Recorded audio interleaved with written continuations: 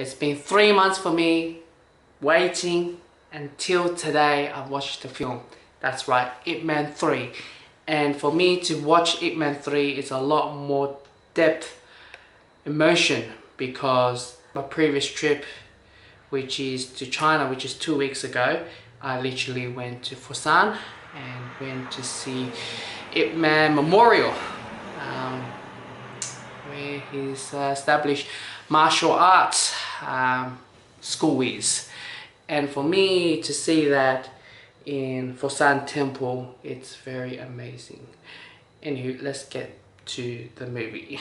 Now, I have to say this movie, it's 3 installment. First, second, it was like wow, it's so incredible to see how he survived, going through ups and downs of his life with the Japanese war as well, and as well, competition wise, and a lot more going through. The third installment, however, is not really that dynamic what you see on the first or second installment, but it's more based on his wife, basically, on the third one. And the reason behind is not because they can do a lot more other things, but it's just that there's a lot of cloning of Ip Man 3 in China at the moment with different story plots. So obviously for this reason, they want to do something different, and that stands out with the cloning versions. So for me to go through this video for the third one, and as well, you can get to see more about Bruce Lee this time than what you see on the second installment, where Bruce Lee at the end, the kid, I wanted to learn martial arts. The third one, it just shows a bit of him, and man, I just love the end part with the inch punch. Oh, I love it. That one. That was a mad movie. But if you guys love like Bruce Lee, then the third installment is actually for you to understand a bit more.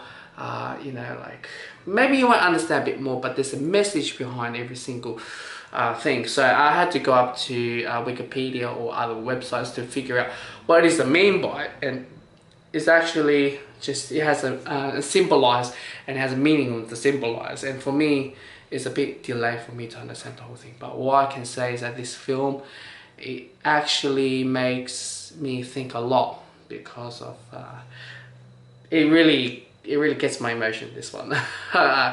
I'm not gonna lie to you, I watched so many Kung Fu films and I never cried before, but this film actually made me cry. That's how emotional or touchy it gets. So yeah, I know, and I'm a guy and I'm like this already.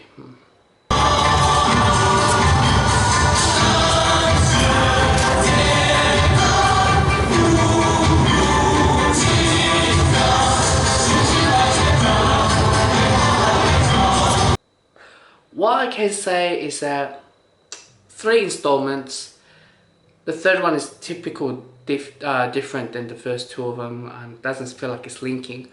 It just amazed me the most is that how his life been through. Like this guy, you watch his films, you might think of, oh, this is must have been a made-up story, but the truth is that's non-fiction.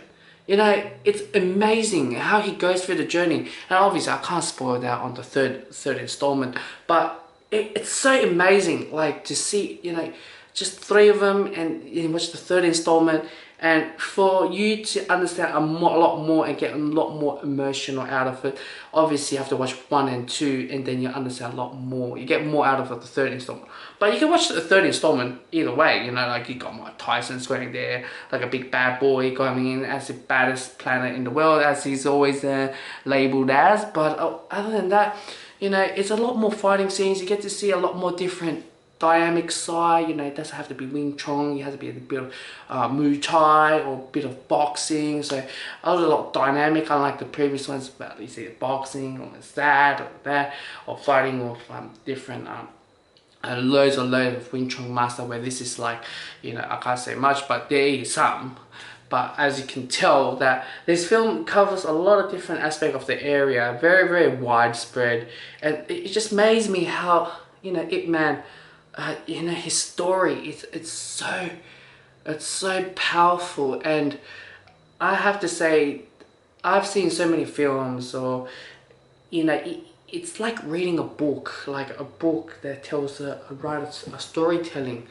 But this film, the third one, second and first one, you watch either one of them, it's amazing how this guy goes through, like as a martial artist, the things that he goes through, and goes through Japan war, and goes through poverty, and has to go back, you know, his good life, and he has to fight for the title that he's the best of the best, and you know, things go wrong, and you know, things turn ugly and ugly and ugly, but he's still persistent, and you know, just people around him just dying, and it's amazing how this story, it's real. And for you guys, I would say that it's worth watching, even though it doesn't really link much of the first and second installment. I know some guys have high expectation because of Mike Tyson, but honestly, I say this film is worth watching. You know, I watch like, you know, Fast and Furious, you know, the 7th one, just, it makes to the point, it's just too unrealistic, where this film make it,